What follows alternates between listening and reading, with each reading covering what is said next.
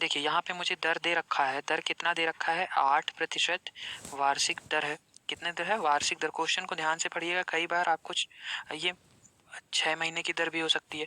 ज़्यादातर क्वेश्चन में आपको वार्षिक दर ही मिलेगी, लेकिन क्वेश्चन को आप ध्यान से पढ़ेंगे। और मुझे क्या दे रखा है कि साधारण ब्याज का मूलधन कितना है 2/5। कितने समय में? 8% की वार्षिक दर से साधारण ब्याज मूलधन का कितना है 2/5। यानी कि साधारण ब्याज मुझे क्या दिया हुआ है SI बराबर 2/5। कितना किसका है? मूलधन का। मूलधन कितना है?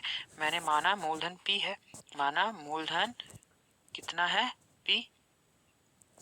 ठीक, तो देखिए यहाँ से मुझे पता है कि साधारण ब्याज के लिए क्या फॉर्मूला होता है, क्या सूत्र होता है? साधारण ब्याज बराबर P गुणे R गुणे T बटे 100।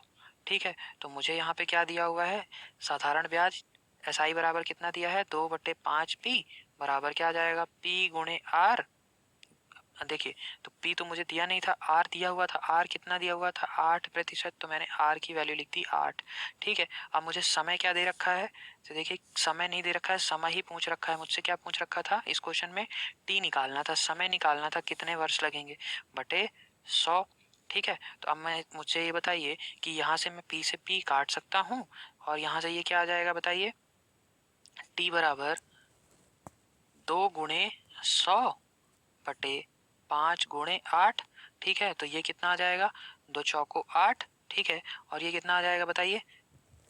ये 25 चौको 100 यानी कि 25/5। 25/5 यानी कि 5 वर्ष लगेंगे। ठीक है, तो समय कितना आ गया 5 वर्ष। ये हमारा आंसर हो जाएगा। देखिए कौन सा ऑप्शन सही है? Option number 2। भागों में इस प्रकार विभाजित किया जाता है कि पहले भाग पर 8% की दर से साधारण वार्षिक ब्याज, दूसरे भाग पर 6% की दर से वार्षिक साधारण ब्याज के बराबर है, तब प्रत्येक भाग पर ब्याज कितनी है? देखिए यहाँ पर हमें बताया हुआ है कि कितनी रुपए हैं। रुपए मेरा कितना है 1750 रुपए दिए जा रहे हैं। यानी कि ये कितना है? ये क्या है? मूलधन है, मेरा P है। ठीक है, कुछ भाग हम 8% की रेट से देते हैं। R1 कितना है 8% और R2 कितना है? कुछ भाग हम 6% के दर से देते हैं। और मुझे ये बता दिया है कि साधारण ब्याज पहले में जब 8% से देते हैं, वो साधारण ब्याज दूसरे कंडीशन जब 6% दे रहे हैं, ये बराबर है। तो मुझे यही साधारण ब्याज पूछ रखा है क्वेश्चन में। तो देखिए इसको पहले हम शॉर्टकट मेथड से कैसे करेंगे हम ये देखते हैं। तो देखिए जैसा कि क्वेश्चन में हमें बोल रखा है कि 2 पार्ट हैं, 2 भाग में हम पैसे को देते हैं, पहला भाग दूसरा भाग। तो मैंने मान लिया कि माना मूलधन कितना हमारा है? मूलधन P बराबर मैंने मान लिया कि 100 रुपए है। ठीक है, मैंने मान लिया कि मूलधन कितना है 100 रुपए। ठीक, तो अगर मैं ये कहूँ कि पहले भाग में मेरा मूलधन कितना है 100 अनुपाते 100। अब मुझे ये बताइए यहाँ पे ये अनुपात में मैं अभी लिखने वाला हूँ। देखिए यहाँ पे मुझे क्या दिया हुआ है? जो दर दी हुई है वार्षिक दर, इनमें क्या मैं अनुपात देख सकता हूँ? R1 बटे R2 बराबर कितना हो जाएगा 8/6, यानी कि ये कितना आ जाएगा 4/3। और मुझे पता है कि SI बराबर क्या होता है? P गुणे R गुणे T बटे 100 होता है। यानी कि मुझे ये भी पता है कि R और P एक दूसरे के व्युत्क्रम होते हैं। ठीक है, यानी कि इसमें क्या होगा? अगर मैं ये कहूँ कि 4:3 है, तो इसमें क्या होगा? जो हमारा मूलधन है वो 3:4 हो जाएंगे। यानी कि मैं इसमें क्या कर सकता हूँ? 3 का गुणा कर सकता हूँ और इसमें 4 का गुणा मुझे करना पड़ेगा। ठीक है, ऐसे ही अगर मैं बात करता आपसे ब्याज की, तो आप कहते हैं कि सर ब्याज में अगर मुझे अनुपात चाहिए तो मैं क्या लिख सकता हूँ? मुझे दे रखा था कि पहले भाग पर 8% की ब्याज और दूसरे पे 6% की ब्याज। तो अब अगर मैं मूलधन में आपका गुणा कर रहा हूँ तो मुझे ब्याज पे भी करना पड़ेगा। ठीक है, और दोनों की मुझे बता रखा है कि साधारण वार्षिक ब्याज कितनी है, बराबर है। ठीक है, तो ये क्या आ जाएगा? ये वार्षिक दर था। ठीक है, ठीक, तो ये कितना आ गया 8% बटे गुणे 3 यहाँ पे, और 4% गुणे 4 आ जाएगा। ठीक, तो मुझे ये बताइए कि कितना आ गया ये? अगर मैं आपसे कहूँ तो 100 गुणे 3 यानी कि 300 और प्लस 100 गुणे 4 यानी कि 400। तो यहाँ से मुझे क्या मिल गया? हमारा कुल कितना मिल गया मूलधन? कुल मिल गया 700 यूनिट।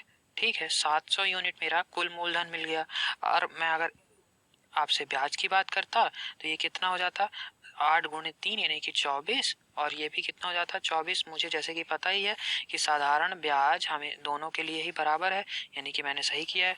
देखिए अब मैं आपसे ये कह सकता हूँ कि ये जो मूलधन आया ये कितना आ गया, 700 यूनिट आया, और ये कितने के बराबर है, 1750 रुपए के बराबर है। 1750 मुझे दे रखा था, ठीक, 1750 रुपए के बराबर था। तो एक यूनिट कितना आ गया बताइए। एक यूनिट अगर मैं कहूँ तो आप कहेंगे 1750 बटे 700, ठीक है।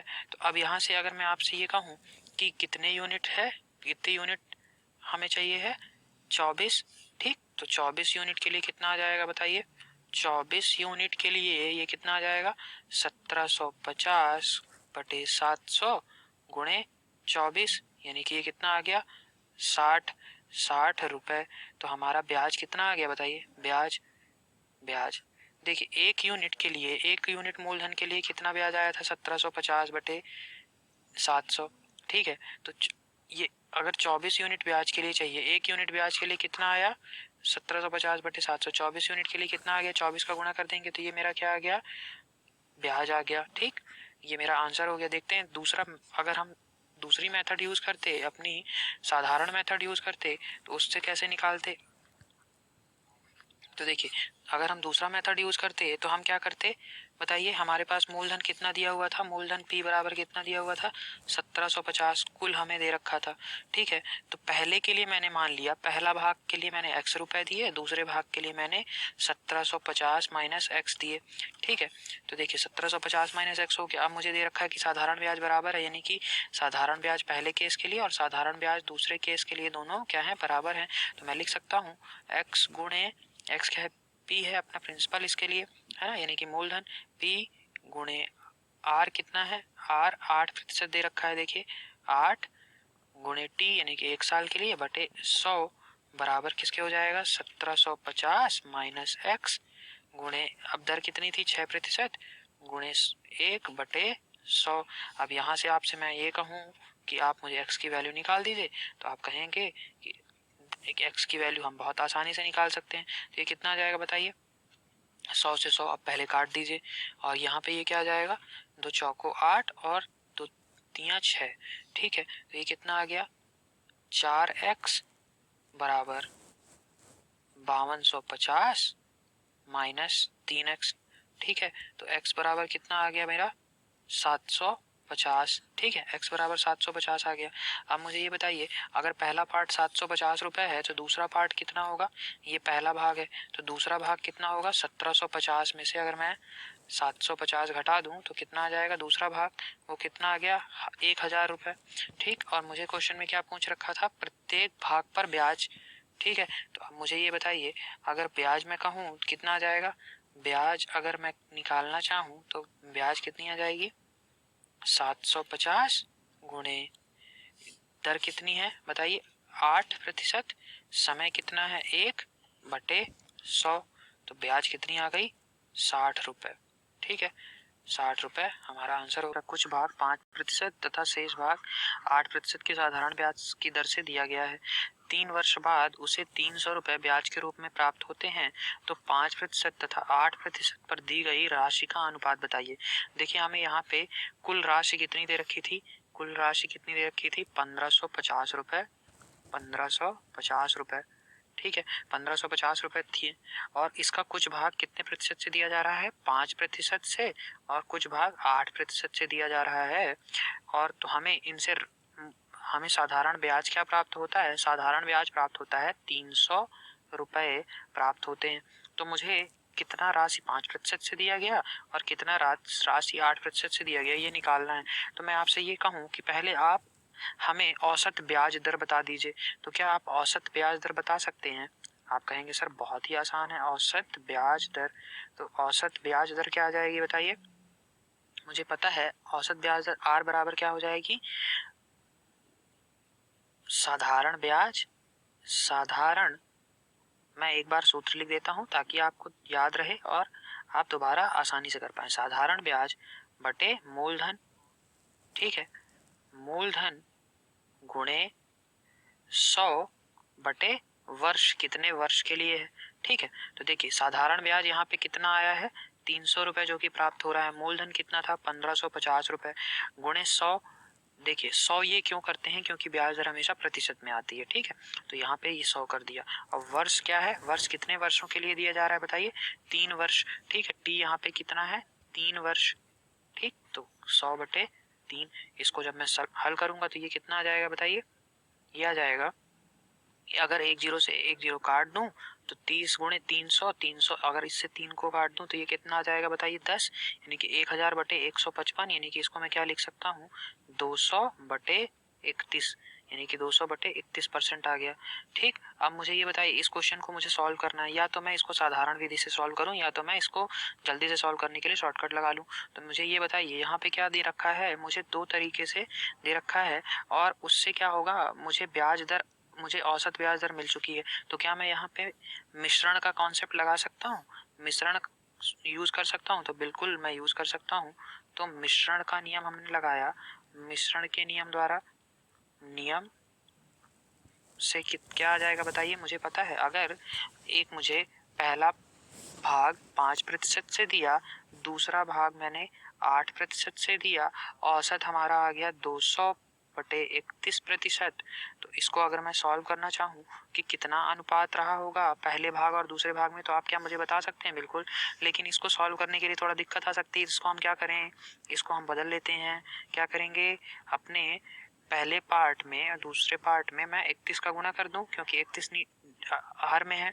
तो 31 का जब मैंने गुणा कर दिया तो ये कितने में बदल गया, 5 गुणे 31 यानी कि 155%, और 8 गुणे 31 यानी कि ये कितना हो गया, 248%, 248%। अब जब मैं इसको करूंगा तो ये मेरा कितना बदल गया, और औसत कितना आ जाएगा बताइए, 200, यानी कि 200%। तो अब बस मुझे आप अनुपात बता दीजिए कि पहले भाग और दूसरे भाग में कितना था। तो अगर मैं आपसे ये कहूँ तो 155, 200 में 155 को घटाएंगे तो कितना आ जाएगा बताइए, 45, और 200 में 248 में 200 घटाएंगे तो कितना आ जाएगा, 48, यानी कि 48/45 में होंगे। इसी को और मैं क्या लिख सकता हूँ, अगर सरल करूं तो ये कितना होगा हमारा, 16/15, 16/15 में हमारा मूलधन होगा, ठीक है, मूलधन का अनुपात, ठीक है, मूलधन, ठीक। तो देखिए इसी रेशियो में हम दिए होंगे। तो मेरा कौन सा ऑप्शन सही है, ऑप्शन नंबर डी। राशि साधारण ब्याज से 5 वर्षों में 520 रुपए, और 7 वर्षों में कितनी हो जाती है, 568 रुपए हो जाएगी, ठीक है। तो देखिए हम यहाँ पे इस क्वेश्चन को सॉल्व करते हैं। यहाँ पे हमें क्या दे रखा है बताइए, हमें साधारण ब्याज पर कोई राशि दी जाती है, और उसमें अलग अलग वर्षों पे कितना मिश्रधन मिलेगा वो हमें बता रखा है। तो देखिए मैं लिख लेता हूँ यहाँ पे मिश्रधन, ठीक है, और दूसरी तरफ क्या लिख लेता हूँ, समय, समय, ठीक है। तो देखिए ये मिश्रधन हमें एक बार कितना मिल रहा है, 520 रुपए मिल रहा है, कितने समय बाद मिल रहा है, 5 वर्षों बाद। और दूसरी बार मुझे मिश्रधन कितना मिलता है, 568 रुपए, ये कितना मिलता है, कितने वर्षों बाद, ये 7 वर्षों बाद। समय किसमें है, वर्ष में है, ठीक। और ये क्या है, ये रुपए है, ठीक। तो अब मुझे ये बताइए, यहाँ पे इन दोनों के बीच अंतर कितना है, तो आप कहेंगे सर 560 माइनस 520 यानी कि कितना, 48 रुपए, 48 रुपए का अंतर है, ठीक है। और मैं आपसे ये कहूँ कि समय में अंतर कितना है, तो आप कहेंगे सर कि 2 का अंतर है, 7 में से 5 गए यानी कि 2 का अंतर है। तो अगर मैं ये कहूँ कि 2 सालों में ब्याज कितनी मिली, ब्याज 2 वर्ष में, ठीक है, 2 वर्ष के लिए ब्याज है, 2 वर्ष में ब्याज कितनी है, 48। तो आपसे मैं ये कहूँ 1 वर्ष में कितनी हो जाएगी, तो 1 वर्ष में ब्याज कितनी हो जाएगी बताइए, 48/2 यानी कि 24 रुपए, ठीक है, 24 रुपए 1 वर्ष में ब्याज हो गई। अब मुझे क्या पूछ रखा है कि राशि कितनी थी, तो मुझे अगर ब्याज पता है तो मैं क्या राशि निकाल सकता हूँ, ठीक है। तो देखिए मुझे यहाँ से अगर 1 साल में पता चल गया कि 24 रुपए मिलता है, तो 5 वर्ष में कितना मिल जाएगा, 5 वर्ष में ब्याज कितना हो जाएगा बताइए, 24 गुणे 5 यानी कि कितना आ जाएगा, 120, यानी कि 120 रुपए, ठीक है। तो अब मुझे 5 वर्षों में अगर मिश्रधन पता है तो क्या मैं साधारण ब्याज भी पता चल गई 5 वर्षों में, तो मैं क्या मूलधन निकाल सकता हूँ। तो मूलधन कितना आ जाएगा बताइए, मूलधन बराबर मिश्रधन, मिश्रधन कितना है 520 रुपए, माइनस साधारण ब्याज 5 वर्षों में, साधारण ब्याज कितने आ गई 120, यानी कि कितना आ गया 400 रुपए, ठीक। तो देखिए अगर मैं ये कहूँ कि यहाँ पे इस तरीके के क्वेश्चन को करने के लिए मुझे मिश्र धन पता था कि 520 रुपये है कितने वर्षों में, 5 वर्षों में, और 7 वर्षों में ये मिश्र धन कितना हो जाता है, 568 रुपये।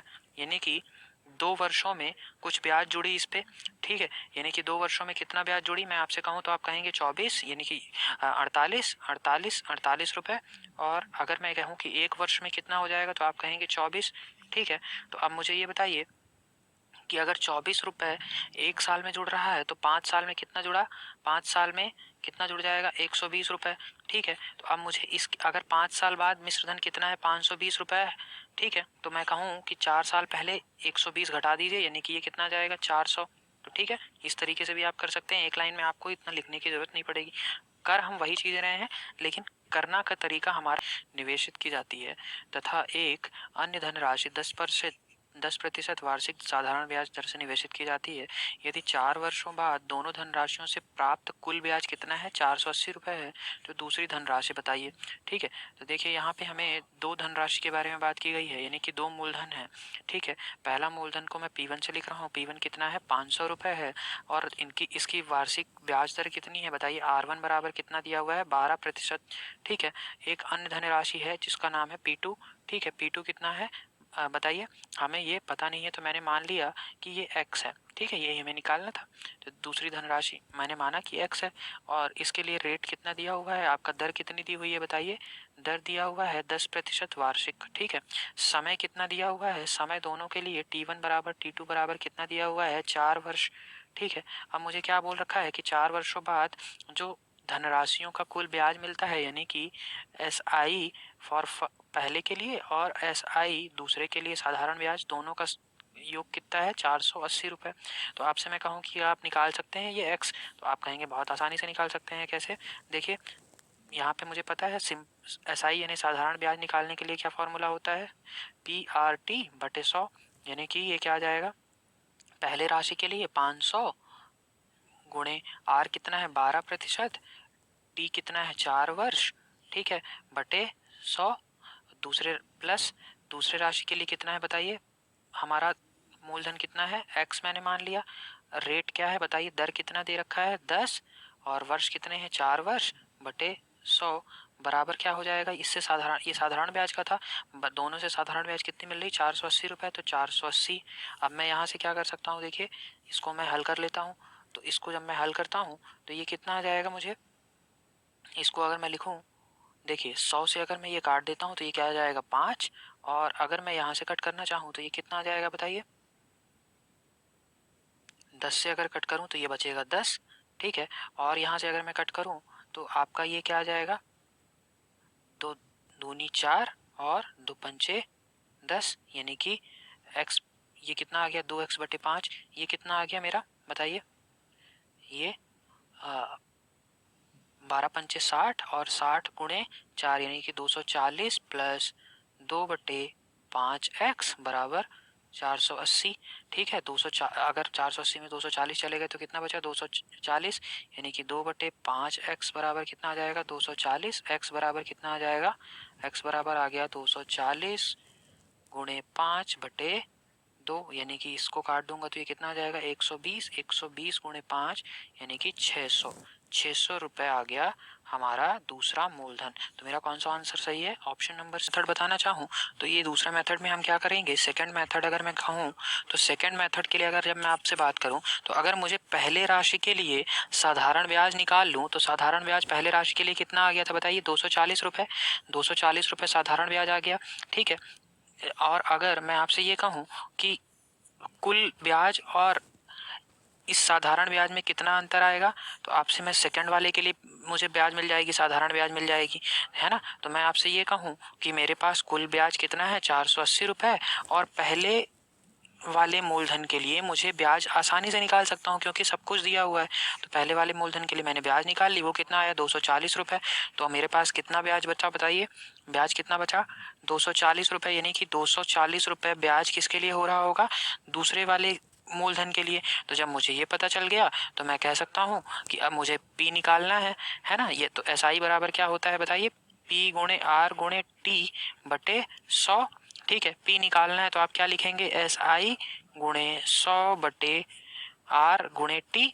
तो देखिए SI कितना आया था 240 रुपए गुणे 100 बटे आर कितना है बताइए। आर दूसरे के लिए कितना है दिया हुआ था 10%। समय कितना था 4 वर्ष। तो ये मेरा कितना आ गया 600 रुपए। देखिए चाहे आप इस तरीके से कर लेते, चाहे मैंने आपको पहला तरीका बता दिया। ठीक, तो मेरा आंसर है कि एक साहूकार को पता चलता है कि वार्षिक ब्याज की दर 8% से 7/3/4% वार्षिक रह जाने से उसकी वार्षिक आय में 61.50 रुपए की कमी आ जाती है। तो उसकी पूंजी कितनी है ये हमें बताना है। ठीक है, तो देखिए यहाँ पे दर गिर रही है कितनी 8% से 7/3/4%, है ना। तो मान लेते हैं, माना उसकी पूंजी 100 इकाई है। ठीक है, तो जब 100 इकाई है उसमें दर लगाएंगे तो पहले क्या था 8% की दर थी और अब हो गई 7/3/4% की दर। तो इन दोनों में अंतर कितना आया, कितने की कमी आई। तो हम देख सकते हैं 8 में से 7/3/4 को घटाएंगे तो 1/4 आने वाला है ना, 1/4 आने वाला है। तो 1/4% की जो कमी हुई है ना, 1/4 इकाई, ये किसको बताता है, यह 61.50 रुपए की कमी को बताता है।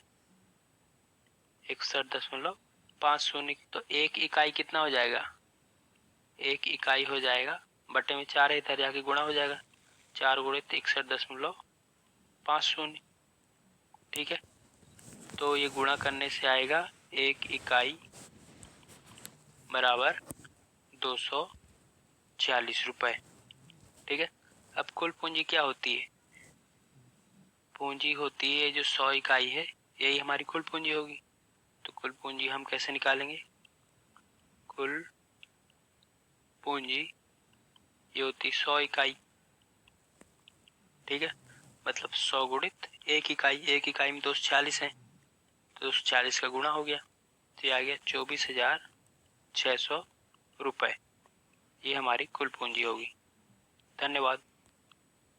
5 वर्षों में 3/3% की साधारण ब्याज दर से 7,000 हो जाएगा। देखिए यहाँ पे हमें साधारण ब्याज का क्वेश्चन दिया हुआ है और यहाँ पे हमें मिश्रधन की बात की गई है कि अगर मिश्रधन हमें कितना दिया हुआ है 7,000, किसी राशि को अगर हम साधारण ब्याज से उधार में देते हैं तो उसका मिश्रधन कितना हो जाता है 7,000 रुपए प्राप्त होते हैं कुल। ठीक है, और कितने वर्षों में, ये 5 वर्षों में प्राप्त होते हैं, 5 वर्ष में। और रेट क्या दिया हुआ है बताइए, दर क्या दी हुई है, दर आर से रिप्रेजेंट करते हैं, आर से शो करते हैं, कितना है 3/1/3%। इसको मैं और क्या लिख सकता हूँ, 3×3=9 + 1 यानी कि 10/3%। ठीक है, तो हमारा दर क्या आ गया, साधारण ब्याज की दर 10/3%। तो अब मैं ये कहूँ आपसे कि मुझे यहाँ पे मूलधन और मिश्रधन के बारे में कुछ बात की गई है, मूलधन और मिश्रधन। ठीक है, तो देखिए अगर मैं आपसे ये कहता हूं कि देखिए मूलधन हमारा कितना है और मिश्रधन कितना है, अगर मैं उसका रेशियो अनुपात निकाल लूं तो आसानी से इस क्वेश्चन को कर सकता हूं। तो देखिए यहाँ पे मुझे दर तो पता चल गई, ये कितना है 10/3%। तो देखिए यहाँ पे अगर मुझे 1 साल के लिए दर पता है तो मैं अगर आपसे कहूँ कि अगर 5 वर्षों के लिए कुल ब्याज दर क्या हो जाएगी मेरी, 5 वर्षों के लिए कुल ब्याज दर क्या हो जाएगी 5 गुणे 10/3%, यानी कि मैं बोल सकता हूँ कि 50/3%। ये कितना है 50/3%, यानी कि इसको मैं क्या लिख सकता हूँ 1/6। यहाँ से अगर मैं ये देखूँ कि अगर मेरा कितना हो गया ब्याज 1/6, तो मैं मूलधन कितना लिख सकता हूँ 6, और मिश्रधन कितना हो जाएगा बताइए, ये 1 जुड़ जाएगा यानी कि 1/6 क्योंकि ब्याज दर है, तो ये कितना आ जाएगा 6 + 1। ठीक है, तो ये 6 + 1 आ गया। अब मैं ये कहूँ आपसे कि अगर मुझे मूलधन और मिश्रधन में ये रिलेशन मिल गया है, तो मूलधन और मिश्रधन में ये अनुपात मिल गया मान लीजिए, तो मैं आपसे कहता हूँ कि यहाँ पे मिश्रधन हमारा कितना दिया हुआ है 7,000। तो अगर मुझे 6:7 का इसमें रेशियो मिल गया है, अनुपात मिल गया है, तो इसको मुझे 7,000 बनाना है, यानी 1,000 से गुणा कर दूं। ठीक है, इसमें भी 1,000 से गुणा कर दूं। ठीक है, तो ये मेरा मिश्रधन कितना आ जाएगा 7,000 रुपए और मूलधन हमारा कितना आ गया 6,000 रुपये। 6,000 रुपये, तो हमको मूलधन ही तो चाहिए था, हमें क्या पूछ रखा था, किस राशि का मिश्रधन होगा। ठीक है, तो मूलधन ही चाहिए था, ये हमारा आंसर आ गया 6,000 रुपये। तो मेरा कौन सा ऑप्शन सही है, ऑप्शन 3 सही। 1/3% की साधारण ब्याज दर से 7,000 हो जाएगा। देखिए यहाँ पे हमें साधारण ब्याज का क्वेश्चन दिया हुआ है और यहाँ पे हमें मिश्रधन की बात की गई है कि अगर मिश्रधन हमें कितना दिया हुआ है 7,000, किसी राशि को अगर हम साधारण ब्याज से उधार में देते हैं तो उसका मिश्रधन कितना हो जाता है 7,000 रुपये प्राप्त होते हैं कुल। ठीक है, और कितने वर्षों में, ये 5 वर्षों में प्राप्त होते हैं, 5 वर्ष में। और रेट क्या दिया हुआ है बताइए, दर क्या दी हुई है, दर आर से रिप्रेजेंट करते हैं, आर से शो करते हैं, कितना है 3 सही 1/3%। इसको मैं और क्या लिख सकता हूँ, 3 3 9 + 1 यानी कि 10/3%। ठीक है, तो हमारा दर क्या आ गया, साधारण ब्याज की दर 10/3%। तो अब मैं ये कहूँ आपसे कि मुझे यहाँ पे मूलधन और मिश्रधन के बारे में कुछ बात की गई है, मूलधन और मिश्रधन। ठीक है, तो देखिए अगर मैं आपसे ये कहता हूं कि देखिए मूलधन हमारा कितना है और मिश्रधन कितना है, अगर मैं उसका रेशियो अनुपात निकाल लूं तो आसानी से इस क्वेश्चन को कर सकता हूं। तो देखिए यहाँ पे मुझे दर तो पता चल गई, ये कितना है 10/3%। तो देखिए यहाँ पे अगर मुझे 1 साल के लिए दर पता है तो मैं अगर आपसे कहूँ कि अगर 5 वर्षों के लिए कुल ब्याज दर क्या हो जाएगी मेरी, 5 वर्षों के लिए कुल ब्याज दर क्या हो जाएगी, 5 × 10/3%, यानी कि मैं बोल सकता हूँ कि 50/3%। ये कितना है 50/3%, यानी कि इसको मैं क्या लिख सकता हूँ 1/6। यहाँ से अगर मैं ये देखूँ कि अगर मेरा कितना हो गया ब्याज 1/6, तो मैं मूलधन कितना लिख सकता हूँ 6, और मिश्रधन कितना हो जाएगा बताइए, ये 1 जुड़ जाएगा यानी कि 1/6, क्योंकि ब्याज दर है तो ये कितना आ जाएगा 6 + 1। ठीक है, तो ये 6 + 1 आ गया। अब मैं ये कहूँ आपसे कि अगर मुझे मूलधन और मिश्रधन में ये रिलेशन मिल गया है, तो मूलधन और मिश्रधन में ये अनुपात मिल गया मान लीजिए, तो मैं आपसे कहता हूँ कि यहाँ पे मिश्रधन हमारा कितना दिया हुआ है 7,000। तो अगर मुझे 6:7 का इसमें रेशियो मिल गया है, अनुपात मिल गया है, तो इसको मुझे 7,000 बनाना है, यानी 1,000 से गुणा कर दूँ। ठीक है, इसमें भी 1,000 से गुणा कर दूँ। ठीक है, तो ये मेरा मिश्रधन कितना आ जाएगा 7,000 रुपये, और मूलधन हमारा कितना आ गया 6,000 रुपये। 6,000 रुपये, तो हमको मूलधन ही तो चाहिए था, हमें क्या पूछ रखा था, किस राशि का मिश्रधन होगा।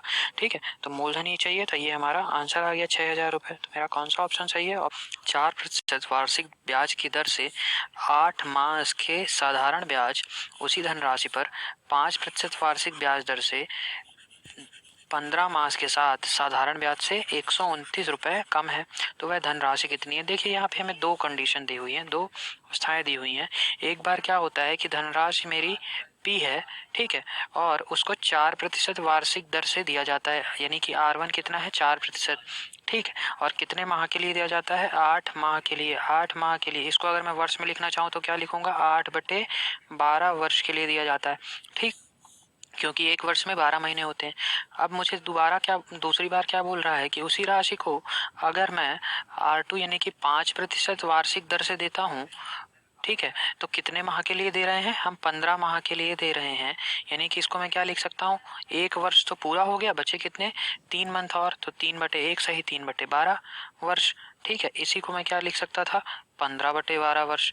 ठीक है, वही चीज है। ठीक, तो इसको और देखिए, अब मुझे क्या बोल रखा है कि दोनों से जो साधारण ब्याज आती है ना, तो पहले वाले कंडीशन पे जो ब्याज आती है वो इससे कितना कम है 129 रुपये कम है। तो मैं अगर ये लिखना चाहूँ कि साधारण ब्याज पहली वाली कंडीशन के लिए प्लस 129 बराबर हो जाएगा साधारण ब्याज यानी कि SI दूसरी कंडीशन के लिए, ये पहली कंडीशन हो गई, ये दूसरी कंडीशन हो गई। ठीक है, तो अब मुझे ये पता चल गया, तो यहाँ से मैं इसी को और क्या लिख सकता हूँ, साधारण ब्याज SI फर्स्ट माइनस SI 2 बराबर कितना आ जाएगा, या -129।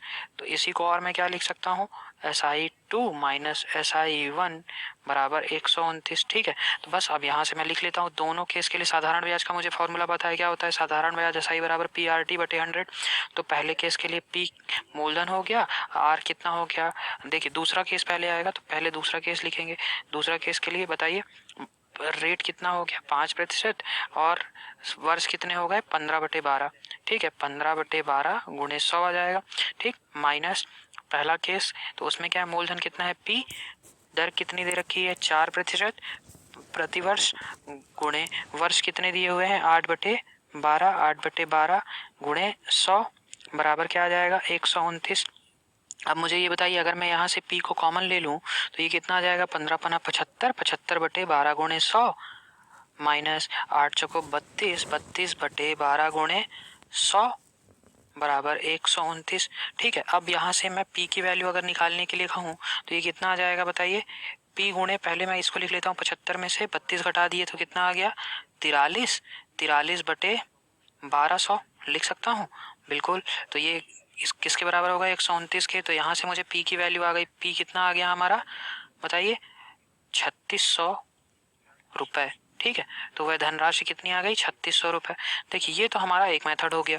दूसरा मेथड हम क्या कर सकते थे, दूसरे मेथड में हम क्या करते कि हम कुछ धनराशि को मान लेते कि मेरी धनराशि इतनी है। सेकंड मेथड, तो देखिए मैंने मान लिया कि कुल धनराशि मेरी कितनी है 100 यूनिट, माना धनराशि या मूलधन में मान लूँ, धनराशि और मूलधन एक ही है, तो मूलधन मान लूँ, मूलधन मैंने मान लिया कि कितनी है 100 यूनिट है। ठीक, 100 यूनिट। अब इस 100 यूनिट को मैं आपसे कहूँ कि मुझे दर दे रखी थी और माह दे रखे थे, तो ये 100 यूनिट किसी उसी तरीके से दर और उन्हीं माह के अनुसार क्या होगा डिवाइड होगा। तो कैसे करेंगे हम बताइए, पहले क्या हो रहा होगा, एक बार 8 माह के लिए 4% की दर से जा रही है और यही 100 यूनिट 15 माह के लिए 5% की दर से दी जा रही है। तो इसको मैं क्या लिखूंगा 8×4 32 और ये कितना आ जाएगा 15×5 75। ठीक है, तो ये कितना आ गया 75 और 32, इन दोनों का मैं आपसे पूछूं कि अंतर कितना है, तो आप कहेंगे कि 75 - 32 यानी कि 43 यूनिट का अंतर है। ठीक है, अब ये 43 यूनिट जो आया है, ये 43 यूनिट मुझे कितना दे रखा है, ये जो अंतर था ये किसमें कितना दे रखा है 129 रुपए का अंतर दे रखा था ना, 129 रुपए का।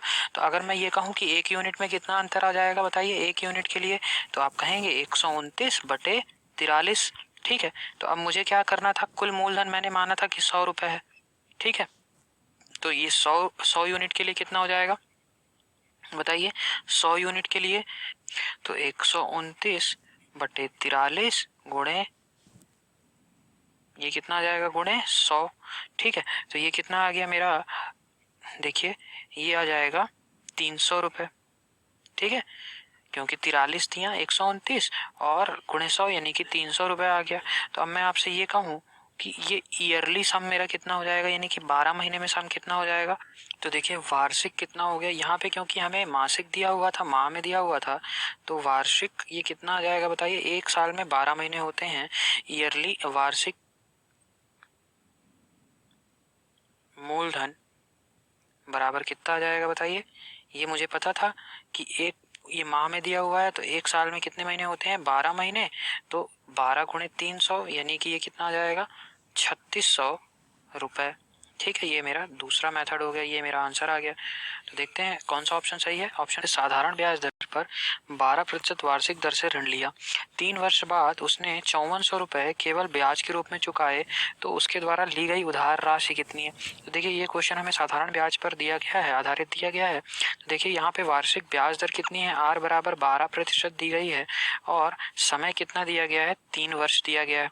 तो अगर आपसे मैं ये कहूँ 3 वर्ष के लिए मैं अगर कुल ब्याज दर देखूं, है ना, 3 वर्षों में कुल ब्याज दर देखूं तो कितना भुगतान हो जाएगा, कुल ब्याज दर देखूं अगर, तो मैं ये कितना आ जाएगा 12% गुणे 3, क्योंकि 3 वर्ष तक दे रहा है, यानी कि ये कितना आ जाएगा 36%।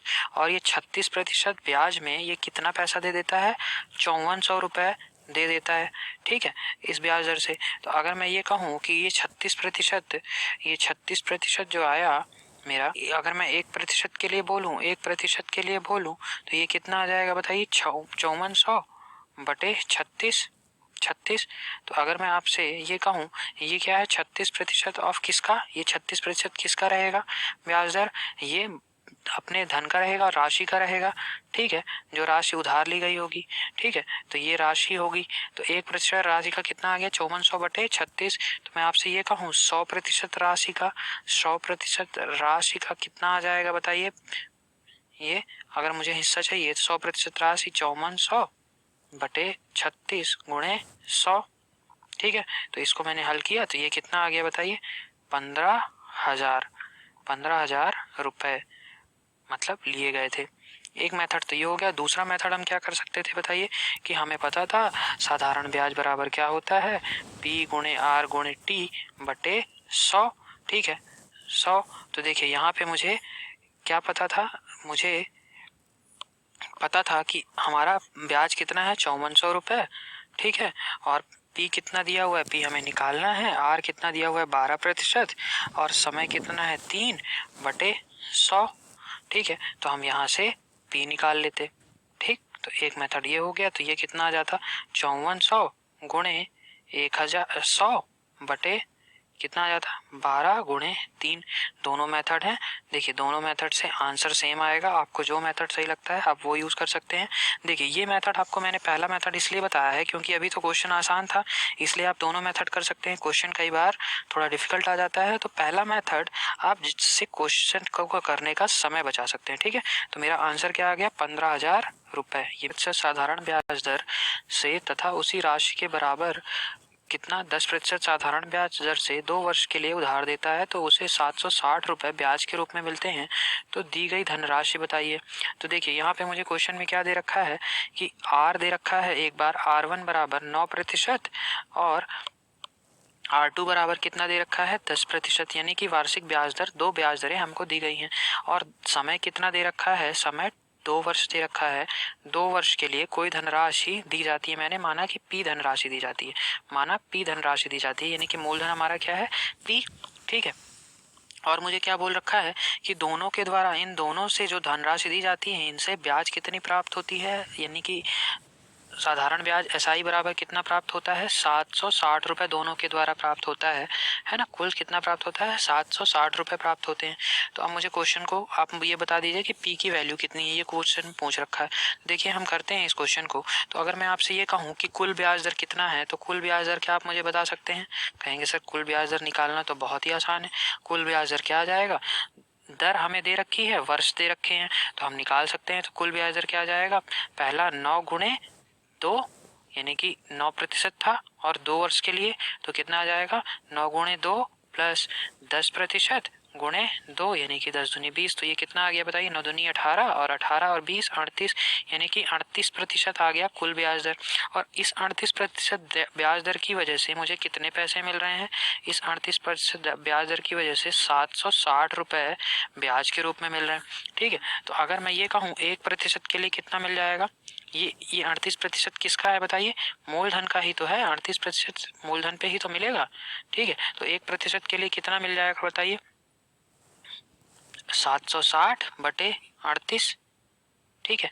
यानी कि मैं कह सकता हूँ कि 38 दूनी 76, यानी कि 1% के लिए 20 मिल रहे हैं, ठीक। तो अगर मैं आपसे ये कहूँ कि 100% के लिए कितना मिलेगा, यानी कि 100% मूलधन के लिए, 100% मूलधन के लिए, तो आप कहेंगे 20 गुणे 100, 20 गुणे 100, यानी कि कितना आ जाएगा मूलधन हमारा 2000 रुपए।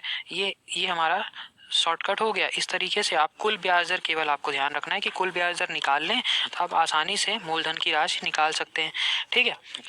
और दूसरा मेथड हमारा क्या रहता है, सेकंड मेथड, अगर मैं आपसे ये बोलूं कि जो हम जनरली यूज करते हैं साधारण ब्याज निकालने के लिए, मुझे पता है क्या होता है, PRT/100, ठीक है, इससे हम निकाल सकते थे। तो हम यहाँ पे क्या करते, हमें पता है कि 2 कंडीशन दे रखी है, दोनों के लिए प्रिंसिपल क्या है, मूलधन क्या है P है, रेट क्या दिया, मतलब दर क्या दी हुई है, देखिए मुझे पहले के लिए 9% और समय कितना है 2 वर्ष बटे 100, और मुझे क्या दे रखा था दूसरे के लिए, मूलधन हमारा P हो जाएगा, दर हमारा 10 हो जाएगा, 2 वर्ष के लिए हो जाएगा बटे 100, और इनसे ब्याज कितनी मिल रही थी, कुल 760 रुपये।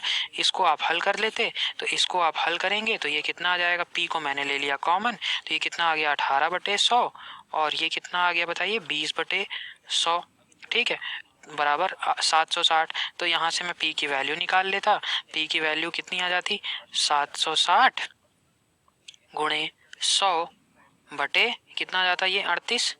ठीक, तो ये P की वैल्यू कितनी आ जाती, 2000 रुपए। तो देखिए दोनों तरीके हैं, है ना, आप दोनों तरीकों से सॉल्व कर सकते हैं। पहला मेथड थोड़ा जल्दी हो जाएगा, एक बार प्रैक्टिस। 7 सही 1/2% ये 7.5% वार्षिक दर से 15 मास का साधारण ब्याज उसी धनराशि पर 12 सही 1/2% वार्षिक दर से 8 माह के साधारण ब्याज से 32.5 रुपए ज्यादा है, तो धनराशि कितनी होगी, मुझे ये बताना है।